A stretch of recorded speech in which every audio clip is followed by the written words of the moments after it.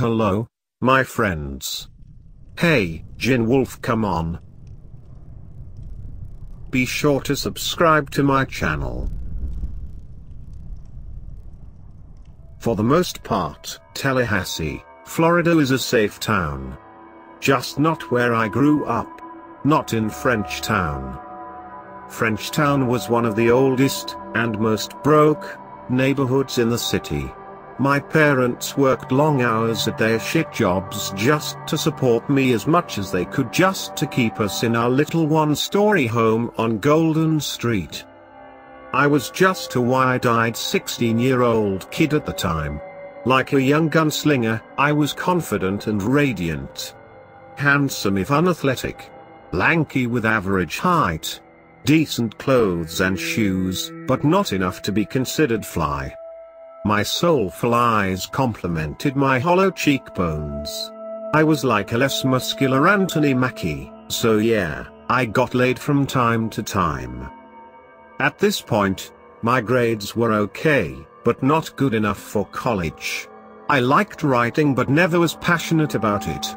Honestly, back then, I didn't have ambitions in much of anything except quick sex and quick cash. I don't know, I guess most 16-year-olds were the same. All of us like wandering souls in search of a dream. Too caught up in peer pressure and trends to care about our own individuality. I, Mason Hale, was no different. And neither was my buddy Tyler, for that matter. He was cool and handsome but still a shithead teen. Just more obnoxious and louder than me. Like the street smart best friend all lower class juvenile delinquents had growing up. At 16, I could drive. And I had some freedom with mom and dad working the late shift. So naturally, Tyler liked tagging along with me on our wild weekends.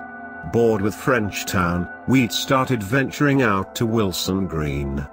More of the blue-collar district. The people here dressed a lot nicer than in Frenchtown. They lived better. And yes, they partied better. I'm talking better drugs, bigger parties, and just all-around sexier people. We'd call it the Beverly Hills of Tallahassee's hoods. Because of me, we'd even managed to get into Hayden Hammond's parties. Hayden was the big fish of Wilson Green's small pond. More like the big boss, actually. Hayden's lavish lifestyle and high income made him stand out like royalty. And like royalty, he had power in the form of some tough motherfucking bodyguards. Most of the people in Wilson were well aware he dealt with serious drugs and ran all the gang shit out here. But if anything, such notoriety made him a bit of a folk hero. And why wouldn't it, considering Hayden gave his neighbors better and easier jobs than the local government ever could? My connection with Hammond went back to my older sister Sophia. She worked with him back in 2008-2009. I was positive he had a crush on her. Honestly, I was positive they'd been more than just business partners. At the time, there was some minor drama since Frenchtown had its own sloppy gang. I'm talking mostly just 30-year-old burnouts and SoundCloud rappers trying to play hard. Like middle schoolers proud of themselves for selling dime bags. Needless to say, our Frenchtown neighbors harassed Sophia constantly. To the point where some bitch next door snitched on her. Sophia ended up getting 15 years in Gadsden Correctional Facility. The snitch got a bullet to the pussy and forehead from Hayden's crew. Sophia was almost 10 years older than me, so I never understood her involvement too well. Or how she refused every plea deal, much to my parents' disappointment. Through it all, she stayed loyal to Hayden. Then again, maybe she didn't have a choice. Any squealing from her would have likely meant a death sentence for our entire family. Yet like the big brother I never had, Hayden reached out to me during junior year. He'd invite me and Tyler over to hang out with his boys. And I gotta say, Frenchtown was no damn Wilson Green. Every Friday and Saturday night spent at Hayden's hotspot was like winning a lottery ticket to Willy Wonka's. Only with alcohol, marijuana, and pussy rather than colorful candy. These motherfuckers knew how to party. Even when they gave me and Tyler shit about Frenchtown, Hayden and his crew made us feel comfortable. And over time, Hayden trusted us. I mean, he knew we were broke as shit and alienated high schoolers. So like a charitable politician, he'd hand us jobs. No, Tyler and I weren't fucking gangsters or whatever. We just did simple shit like selling pot at school. Or telling the crew all about the shitty Frenchtown gang. Not that Wilson Green had anything to worry about in this lopsided rivalry. And at the end of the day, we weren't doing the serious shit that got Sophia in trouble. We were all friends. We got to go to Hayden's parties, and the shit was easy money. Like steady small-time crooks, Tyler and I did this for months. All the way up to our latest job. In the cold heart of January, Hayden wanted us to pick up some shit in Marianna, Florida. It was only a 40-minute drive, and I could just use my car. But still, this wasn't just selling pot to a 20-year-old high school senior. Like an advanced quest for 2 novice knights, this task seemed bigger and more important. $200 a piece for me, and Tyler was bigger paid too. But there was never any pressure on us to do this for some gang initiation bullshit. The boys in Wilson Green weren't about that. And definitely not Hayden Hammond. There were never any offers to join the gang or commit violence. Hayden had a heart. So Hayden gave us the address. And on Saturday afternoon, I and Tyler rode down to Marianna together. All we knew was we were supposed to meet one of Hayden's old boys, Brady, down there. He'd have the shit and then he'd ride back with us to deliver it in Tally. Brady would tell us where we needed to go. There was only one demand. We had to be back in Tally by nightfall. Or else we would get paid nothing. Hayden was adamant about this. So I and Tyler couldn't fuck this up. Even if my 1998 Corolla was unreliable as shit. And even if we'd be stuck fighting through the January cold like sleigh dogs, and even though nighttime hit us a lot quicker in these winter months, I and Tyler still had to stay focused. On the way to Marianna, we did our best to stay relaxed. I and Tyler both wore gloves and dark hoodies. Pretty severe winter clothes for North Florida, but hey, January could get fucking cold. Even in the daytime. And my car's heater was horrible. The Corolla's radio about the only fucking thing that worked. I had to even hit the speedometer and gas meter from time to time just to get an accurate update. The trip was easy. A straight shot from Tally to Marianna. All on a populated 4-lane highway, a new highway without any potholes or out-of-place deer running around. The Corolla like a ship cruising on smooth ocean water. We made great timing. At around 5:15, I pulled into one of the Marianna State Cavern's more desolate parking lots. And there already waiting for us was Brady. He stood outside a beat-up mom van, but Brady was far from a mom. Far from a parent, for that matter. Considering his rugged pit bull-like face, steroid-fueled muscles bulging from his brown skin, and the 20 pounds of gold chains he wore, I wasn't even sure if the cat was human. More like a prison caricature brought to life by Dr. Frankenstein.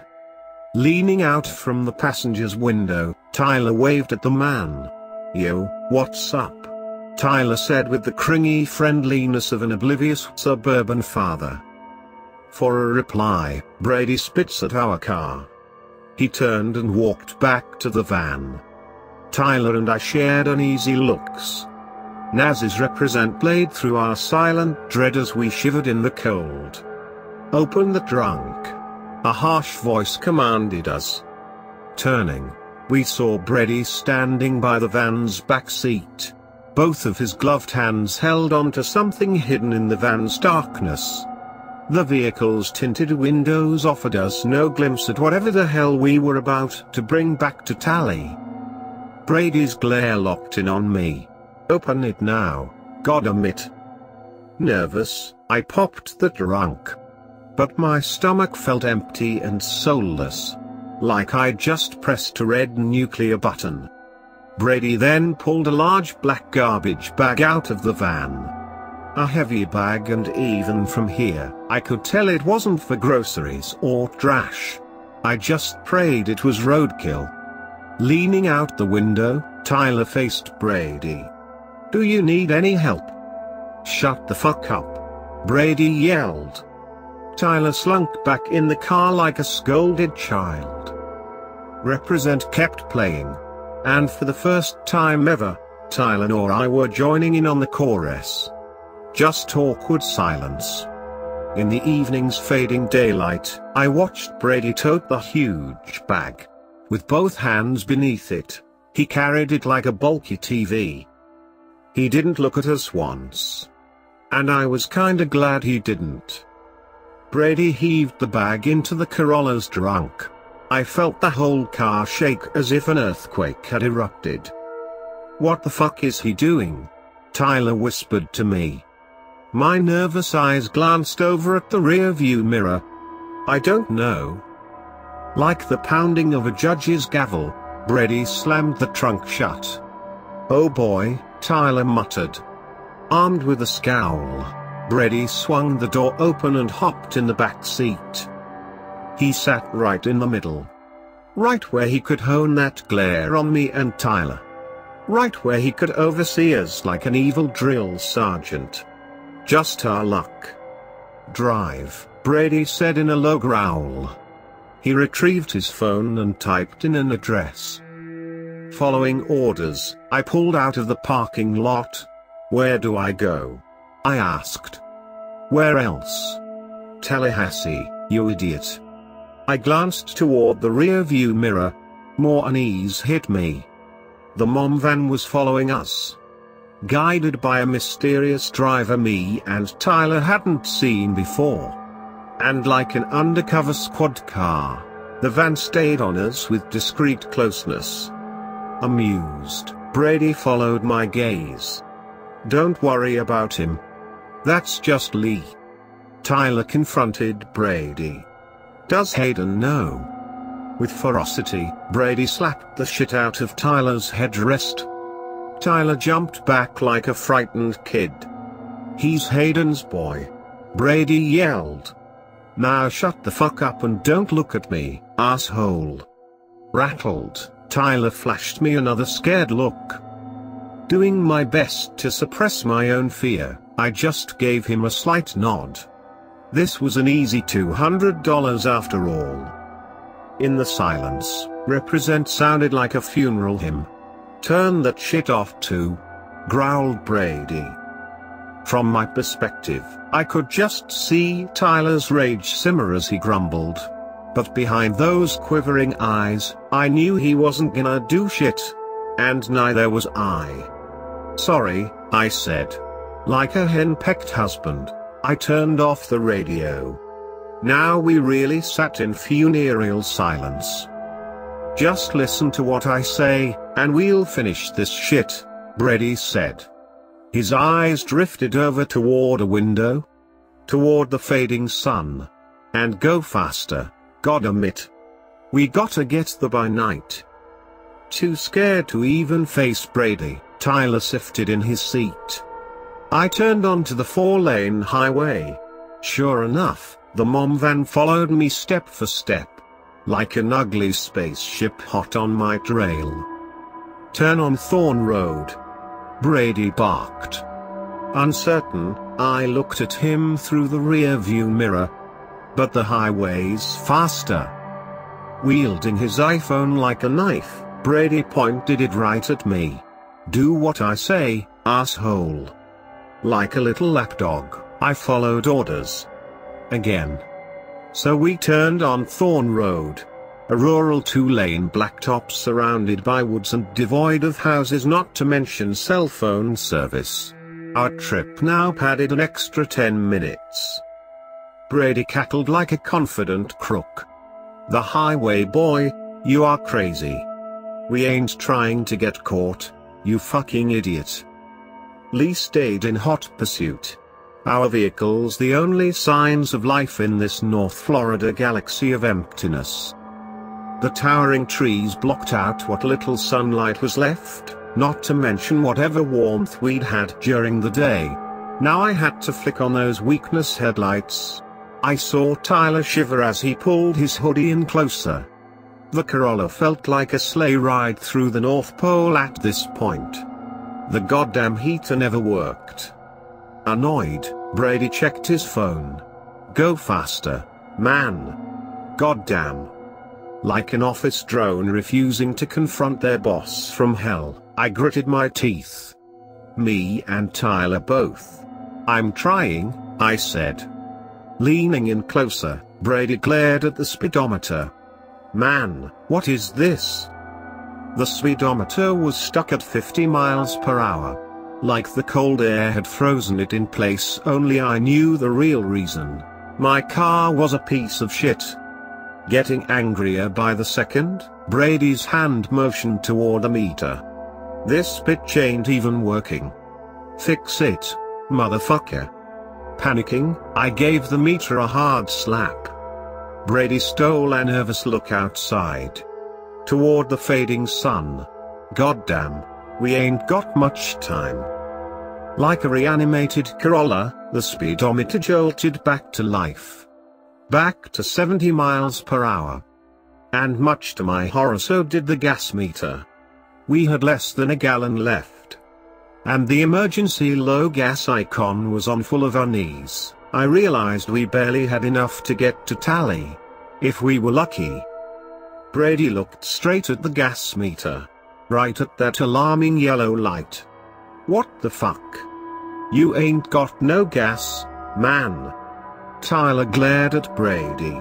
"Hey, just chill." Brady lunged at Tyler, making him flinch. "No, this is fucking serious, asshole." "I think we got enough," I said. Aggravated, Brady glowered at me. "Enough? We damn sure better, or else both of why all getting fucked tonight. I promise you that." Our nerves working overtime, Tyler and I glanced at each other. "Yeah, you heard me," Brady said. "You all ain't seen what a pissed off Hayden will do." Like an agitated father, he gave me a light shove on the back of the head. "And he doesn't give a fuck who you related to." I grimaced in fear. This crazy motherfucker knew my name. He knew all about me. Sadistic, Brady flashed me a smile. A smile is brighter than the van's headlights lurking behind us. "So I suggest you drive a little faster, Mason." Focused, I mashed the gas pedal. We now hit 80. And every bump and pothole made us briefly airborne. Like a desperate bootlegger racing through the wilderness, I kept cruising down Thorn Road. All while the van stayed a few feet behind us like a starved monster in pursuit. And while the sky only grew darker and darker. Brady checked his phone. "Fucking hurry, shithead." Glaring, I kept my eyes on the road. The yellow low gas light kept hitting me like a taunt. And one that wouldn't go away anytime soon, much like Brady's onslaught of insults. "Go, bitch." Brady yelled. "You and your friend wanna fucking die tonight." His restless eyes avoiding me, Tyler did his best to stare at his iPhone. He trembled so bad he couldn't even hold the phone steady. The cold air kept my hands frozen to the wheel. The van's headlights forever followed us. But I didn't say a word. I just fucking drove. And then finally, we saw life. Lights up ahead. City lights. We were in tally. And with minutes of daylight left to spare. Brady checked his phone. Hurry. There are just a few more miles. I stole a look up at the sky. Like an Edgar understudy, the full moon looked ready to replace the sun. Darkness was upon us.